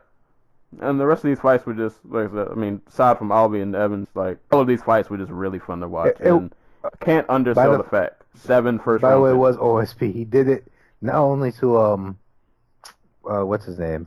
Nikita Krylov. He also did it to freaking Marcos Rogerio de Lima, like, in April. So... the Von Flue Kingpin. But, yeah, awesome card. No, I was going to say light heavyweight. Yeah. I just remember he's fighting Shogun again. Why is the UFC doing Because if Shogun wasn't fighting OSP, he'd have to fight freaking Volkan Ozdemir. Does that sound any better to you? He's on the biggest biggest winning streak in like 7 years. I'll take Shogun and Ozdemir. I mean, why is that division? I don't know what's going on. That division just, I look at it, I don't really know what's happening anymore. The UFC let go of half the top 10 talent because they were bored. Right. and now we're left with the talent that's not as good, but can, like, that is like sloppy fun to watch. So And now Vulcan no, isn't, which I found out last night because they announced it during the card. Vulcan, because we talked about this before, that we thought Vulcan might have to go through Glover, and then Glover would just school him like he does every next up and coming guy. But Vulcan is now fighting God, who was it? Was Serkinov? Glover's just fighting Serkinov. Oh yeah. Glover's fighting Serkinov. Yeah, so I don't know what Ozdemir or who he's gonna fight, but yeah, 205 is just 205. I don't know.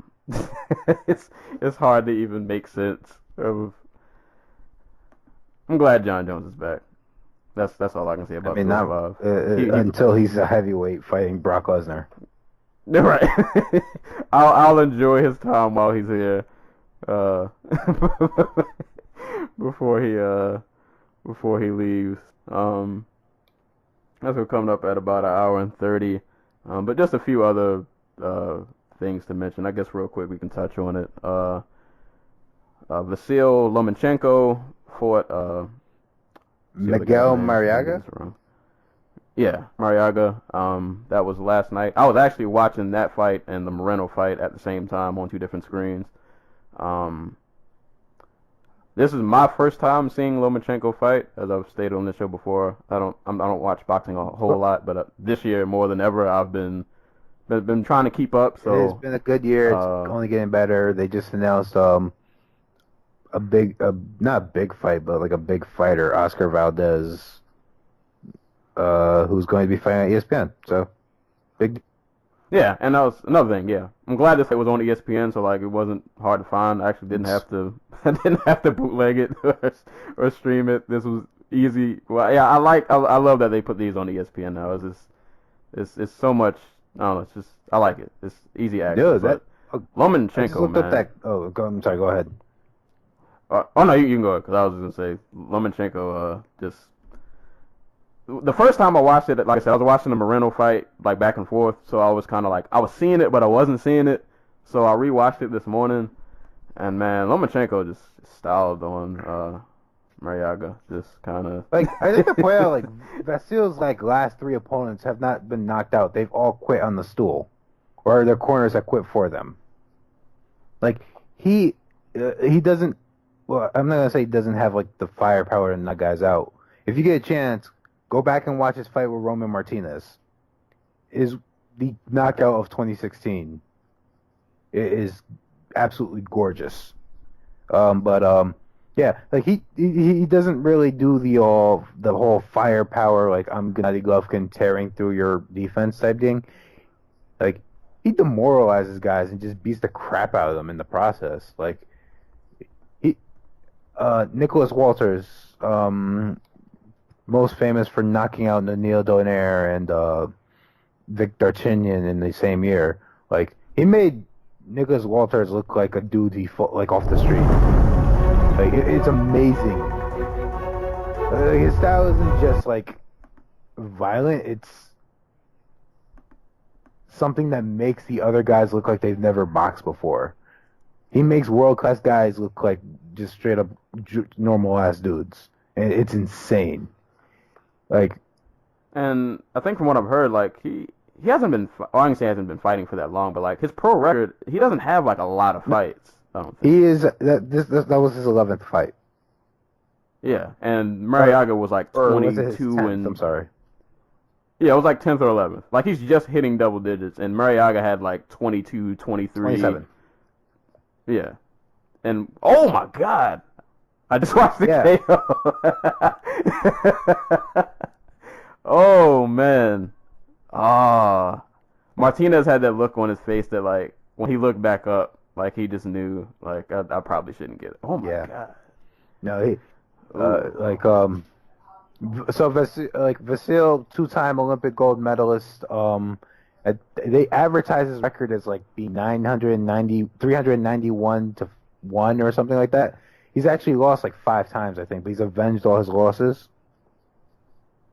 So he is like he came onto the scene and was like, I want to fight for a world title almost immediately. He couldn't get that. But he got an eliminator for the WBO featherweight title. he ended up fighting Orlando Salido, who I love, but I understand why other people don't love him. Like he's fun. Like he's not like he's not fun to watch, but he cheats like a mug. Like I'm talking like freaking like low blows. He'll step on your Lomachenko was doing it here, but like Orlando Salido will step on your freaking shoes. And he came into their fight, and like, this is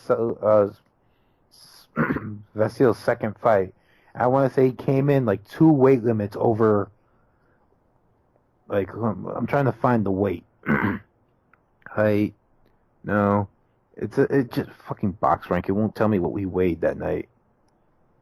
But point being, like I think he came in like 11 pounds heavier than what he was supposed to. Wow. It might have been more than that if I remember. But like Salido basically got away with like 30 or 40 low blows.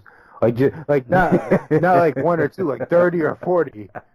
Like where he was just straight up hitting Vasyl in the straight in the junk, and the ref did nothing about it. Man. But Vasyl, man, he looks like just a technician out there. Like I said, it's not like scary KO power, but it's more like it's just volume. It's great footwork. And I like that, like, he's one of those dudes, it seems like, he doesn't throw 100% in every punch. He'll pot shot. Dude, like, him, one of the things he does so well is just touching. Right, He'll feel you out, he'll feel where your weaknesses are, he'll get your guard down, and then he'll rip one to the body while you have both your arms up defending your head. Because that's where he touched last. Like, he is so many, like, it's so many simple things mixed with so many like creative and just fun things that make his game so awesome to watch. I'm trying to remember the name of the dude he fought. I think it was Soraya Takun. So I think in the second or third or fourth round or something like that, he breaks one of his hands and proceeds to fight the rest of the fight with one of his hands and still ends up throwing over 1,000 punches. Hey man, they guys are like this prodigy. dude isn't fighting like Andre Ward's and I don't know, freaking Canelo Alvarez's and like because and Gennady Golovkin's, but he's fighting world class competition. Like former or current or like former title challengers, former world champions. He's just beating the crap out of them and making them look like they've never done this before. Like. I saw people trying to hate on his knockdowns, saying that, like, I don't know, maybe some of them were slips. Yeah, it was like, I mean, he was tooling. It doesn't matter. Yeah, he was crap out. It doesn't matter. He was tooling. Yeah, like, whether they were slips or not, he was tooling him. Like, there was no point in this fight at all where he was ever in any danger. Like, yeah. I was gonna say, I'm trying to think because there was something important I wanted to mention about. So, like, there are just certain dudes you can tell are born to do a specific sport. Like, looking at Roy Jones, you would think he was built for nothing else other than to box. Same with a guy like John Jones. Same with a guy like LeBron James. Like, right. I think Vasyl's like that type of athlete where, like, he was born to do this type of shit. And it shows. Like, there are guys like, I'm trying to think of like a really technical, like Bernard Hopkins. I don't, like Bernard Hopkins is one of the best defensive boxers ever, one of the best boxers ever. I was gonna say, I'll throw that out there. It's my favorite boxer of all time. But like, you look at him and you look at Roy Jones, and you're like, which one of these dudes is really built for this? You know what I mean? Right. Maybe not the long haul, but is built to fight. You're gonna say Roy Jones. Like, I'm sorry. Right. Like, honestly, I think Hopkins had a better career than he did. But like, I look at Jones as like that's what you think of when you think of a boxer. And I look at Vasyl in the same way. Man, yeah, I don't know. I'm not like super into boxing. I don't know like who his next like big challenge would be, or like somebody they should line him up with next. But whoever it is, I'm looking forward to it. Whatever big name they throw at him or feed him to, or whatever happens next with him, I'm checking for it. But yeah, that was an awesome fight. I mentioned it got stopped in the 7th round, but yeah. So shout outs to Lomachenko, man. That was a really awesome performance, and shout outs to boxing. I've never watched boxing so much in my life until this year. So yeah, shout outs to the whole sport as a whole. Combat sports in general, man. There's been a lot of good violence this year. Just a lot of good violence. By the way, like on the boxing tip, shout out to Juan Manuel Marquez, Vladimir Klitschko, Takeshi Miura, Takashi Uchiyama, and Tim Bradley. All 5 of them, sorry, can't count. All 5 of them have decided to retire in like the span of like 2 weeks. Yeah. Yeah, I think I saw the Klitschko news yesterday. Early yesterday, yeah, that he decided to retire. So like fight with Anthony Joshua was amazing. That was fight. That's gonna be fight of the year. Like, there's nothing that's gonna top that. I'm sorry. Yeah. And might have been a loss, but like that's not a bad fight to go out on. Like, not at all. Yeah, that's a great fight to be remembered. That is like there's no passing the torch moment like in combat sports that could top that type of fight. So. Yeah, shout outs to all those gentlemen. They've been, all putting in work. All have earned their retirement. See, we're coming up on about I forgot the time. I clicked off my phone, but I guess we'll go ahead and skip to parting shots and shout outs. I'll just give 2. I'll give 2 shout outs. Quick shout out to. Really shout out to the whole One Championship card, which I happen to miss because they're always at crazy times when I'm at work. But from the highlights I've seen from the card, it looked pretty violent. Saw a lot of finishes, a lot of people just getting the crap beat out of them. But I'll give a shout out to Bibiano Fernandez, who defended his bantamweight belt, won by submission, beating Andrew Leone. Actually, no, I got 3 shout outs. I lied. Quick shout outs to Adriano Moraes, who won a 5-round fight, which I heard was really good, but I missed it, against Karat Akhmedov. I think they unified the belts. I think this was a rematch. I'm pretty sure this was a rematch. So Moraes won that fight. And my last, definitely not least, the biggest shout out I'm going to give this entire month, M1 had a medieval fight between 2 heavyweights. I'm going to try not to butcher these names. The first gentleman's name is Vladimir Nichiparenko. He is from the Ukraine. He's 220 pounds.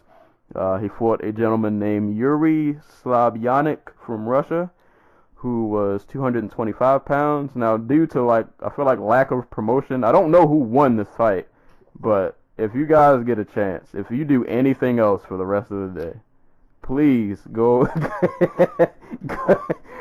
find the highlight of this fight. It might be kind of hard to find because every time you search for the video, it's hard to find them by name. But just type in M1. Was it M1? M1 Challenge 82. Yeah, M1 Challenge 82, and just look for it's the only night fight on the entire card. I'm pretty sure you'll find a highlight. Some very vicious night ground and pound with shields and swords. It's one of those things when I watch it, I'm like, I'm a barbarian of a person to enjoy watching this, but it's so entertaining. And whoever lost, I felt bad for him because they're wearing full-blown armor and mask, and you can hear the guy screaming from inside his mask after he lost. He was just, I don't know, he was just so tired or in pain, probably a mixture of both. He was sad he lost. God, and there are a lot of medieval night fights you can watch. Battle of Nations. But yeah, definitely watch Battle of Nations, man. You get 5-on-5s, 10-on-10s, 22 men and swords and shield and freaking crap. What's the big staff thing with the sword at the end of it called? With the axe handle? And hatchets. They have hatchets too. I Yeah. forgot that. Like, it's the most bizarre, violent, entertaining thing you'll ever watch. They are in like a 60-foot ring. Right. They are tasked with hitting one another until the other ones hit the ground. So, Like, shout outs to anybody who participates in these medieval fights. Like, you have to be a special kind of crazy, and just you have to be like the toughest. You got to be cut from like the toughest cloth and the craziest cloth to even wake up and decide that I'm gonna hit somebody with a sword today, and this is how I'm gonna make some money. Shout outs to M1 for bringing medieval fights to like a bigger stage, and as somebody pointed out on Twitter, if Japan can somehow follow up this idea and we can get some samurai fights going, that's where it's at. That's where I want to see this medieval thing evolve into. I mean, like the quick side tangent. If anybody played the PS4 game For Honor, which is pretty awesome, like we can bring that to real life. I mean, we don't need people dying. I mean, but, you say it. You'd say that. But I feel like we can bring the samurais and the knights and the Vikings. Like, this can be a real thing. The M1 is laying the groundwork, and we just gotta let it. We gotta let it evolve into just. We just gotta let it flourish, let it grow. So shout outs to M1, shout outs to those two gentlemen, and everybody who participates in medieval fights. You've given me a lot of good entertainment. So yeah, those will be my parting shout outs. All right. I have a parting shout out for on Friday, August 4th, Caressa Shields became the first woman to win both an Olympic gold medal and a world title. In part because the Olympics have only been available for women for boxing for like 5 years, but beside the point.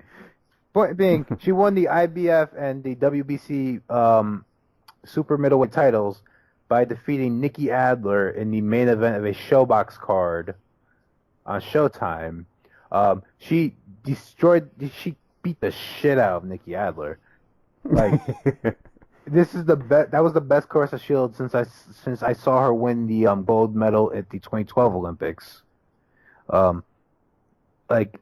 If you had told me Adler had landed no strikes in the fight, I would believe you. Like, it was completely lopsided. Adler looked like she had no business being in the ring with her. Like, at the beginning of in between the first and second round, Caressa Shields' coach is like, I'm not gonna call her a bum, but she's a bum. And I think she got her, like, the refs, like, there were no knockdowns, but the ref stepped in the middle of the fifth and was like, Adler, stop. What are you doing to yourself? It was a pretty big event. Like, I saw like a lot of media for Shields that I don't see for like a lot of other boxers. And but she's the Chris Cyborg, her training partner and UFC featherweight champion, was in the building.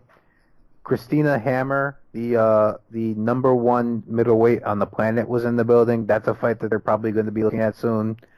I would not be surprised if Hammer's team was like, yeah, no, we don't want this fight in America, because if anybody knows anything about like Christina Hammer and Anna Sophie Mathis, Hammer's listed as undefeated, but that's only because they ruled a knockout that Mathis had against her as a no contest because she like hit her behind the head, but she didn't. Like, it's just some corrupt bullshit.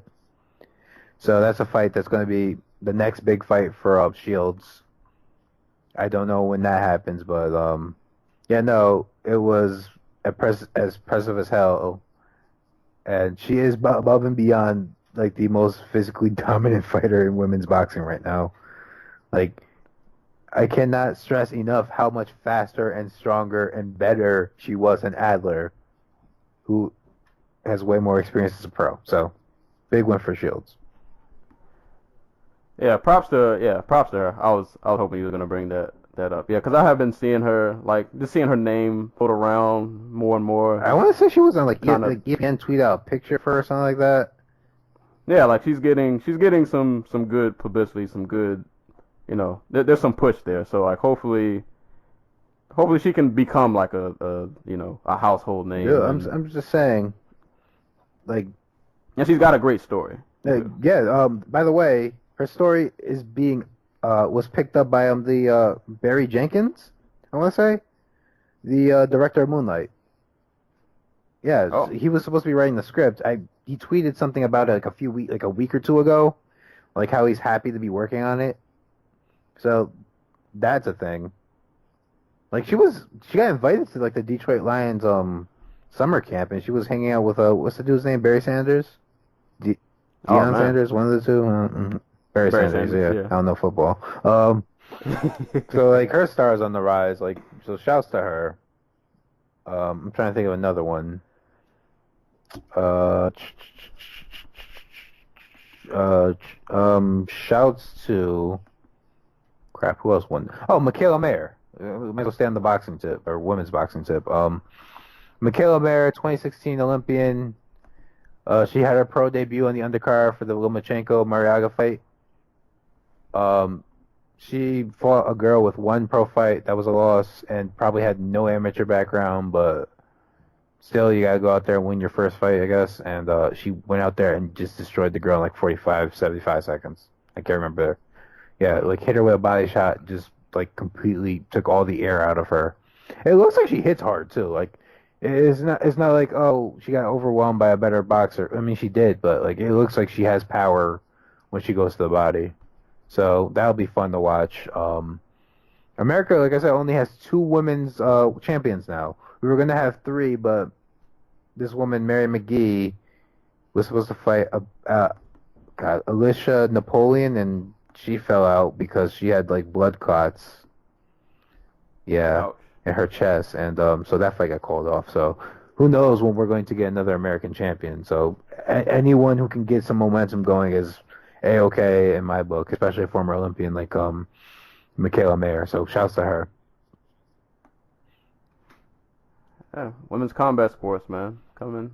Hopefully, Hey, the only woman to ever beat Clarissa Shields, pro or amateur, is going to be on the undercard for Mayweather McGregor. So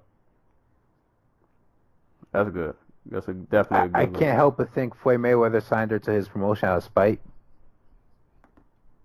So that's just me.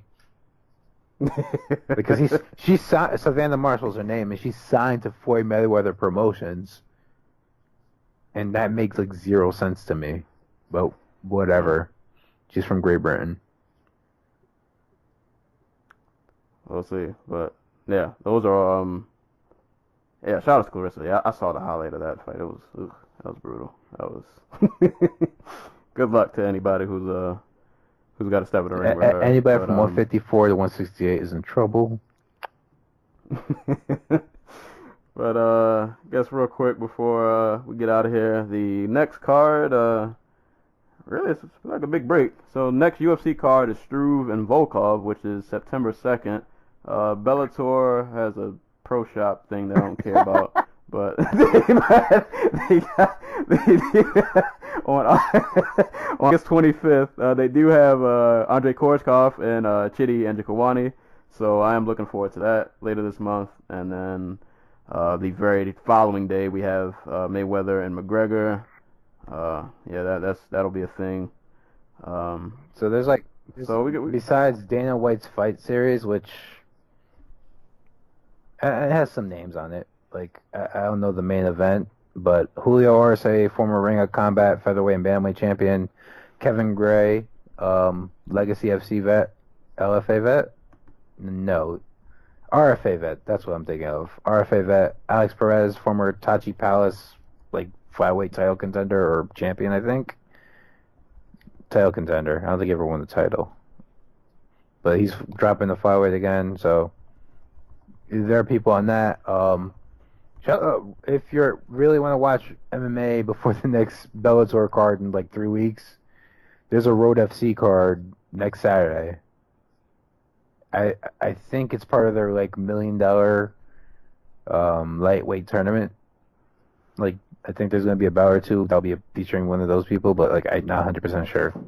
So just wanted to throw that out there. Oh, Chris Barnett will be on it. Huggy Bear. So still got a little, yeah. Road FC, from what I see, have the cards are always pretty entertaining. There's always some like wild KO or somebody. Yeah, Some definitely wild worth mismatches. Have a 16-year-old girl fight one of the best freaking strikers that women's MMA has ever seen. Hey, you gotta do what you gotta do. But in between then, I'm pretty sure it'll be stuff to talk about. And other than fights, I got music reviews coming soon. I'm actually probably gonna record again today. So music reviews will be coming. We're officially in McGray Mayweather. Yeah. So it's coming. So It's as hot as the hot takes have been so far, oh my God, we are for some doozies. Oh boy. Yeah, that week that's gonna be a fun. It's gonna be an interesting. I'm gonna be in Scotland that week. I might go out to watch. I mean, I'm not like to a bar, but a friend of mine is having a fight party, so I might go out. I might. I don't want to, but just because it's gonna be so much of a spectacle, I'm kind of leaning towards that. I might just go out. I'm going to be in Scotland that week. I'm going to try to go to Ireland and get like a grasp of like what people think about the fight. I can't imagine it's going to be anything other than, McGregor is going to knock him out. But I really wish I could have stayed there the extra day so I could have like just been in freaking. Because I was gonna try to make it out to Scotland to try to see Ireland to see the fight happen before the Irish, like an Irish bar or something like that, and just watch them all implode as they realize McGregor is just completely outclassed. So I'll have to settle for like the drunk Irish people here. All right, that's still something. It's still something. It's gonna be entertaining regardless. That's the whole reason I want to go out is I just want to gauge facial expressions and I want to just be around other people when they see this fight isn't what they thought what it was gonna be. But yeah, so we'll have a little break of fights. Still won't be a break in content though. I'll still be putting out stuff. And yeah, so like the next time you guys hear from us, McGregor and Mayweather will have been a thing. So. There'll be plenty to talk about. And I'm pretty sure that fight is going to have aftermath that could probably be an entire podcast onto itself. But this last note real quick before I close out. I'm in the process of trying to get the Dojo Talk podcast on iTunes. So I submitted my podcast to iTunes. I'm still waiting to hear back from them. So hopefully everything goes well. Should be hopefully on iTunes within like the next week, depending on how long it takes to respond. So if you guys could give us some good ratings when we go up on there, I would appreciate it. As always, we're on SoundCloud, YouTube. I also have an RSS feed if you want to subscribe that way that I finally got set up. And I'm thinking of probably putting this on Google Play also. Got to look into that, see how that works. But as always, trying to expand the audience, expand the listeners. Make sure you like us on Facebook. Just go on to Facebook, type Dojo Talk Podcast, hit the like button. Subscribe on YouTube, subscribe on SoundCloud, and eventually in the future, subscribe on iTunes. But guess that'll be pretty much it for today. So as always, anytime people are being punched and or kicked in the face, we'll be there to talk about it. And hopefully we will catch you guys soon. Peace.